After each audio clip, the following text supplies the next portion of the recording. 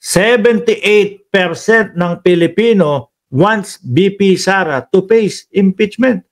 Ako naman din ho, mga kababayan, naniniwala ako kay Inday Sara Duterte na silang kampo nila ay gusto nila na maharap o humarap sa impeachment. Naniniwala po ako kay Inday Sara Duterte.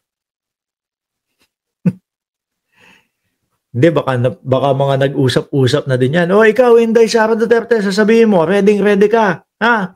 Tapos kami dito sa Senado, kami na bahala. I-stop namin yan. No? Gagawa kami ng resolusyon. Para sabihin doon sa resolution na yun na wala. No, hindi na namin kayang pag-usapan yan kasi wala na kaming oras. Ganyan, no, di ba? Para nga naman makita ng taong bayan, naku, tignan mo si Inday Sara Duterte, ready naman pala. Kumpleto naman pala siya ng pangdepensa. Kaso ayaw lang ng Congress kasi wala na.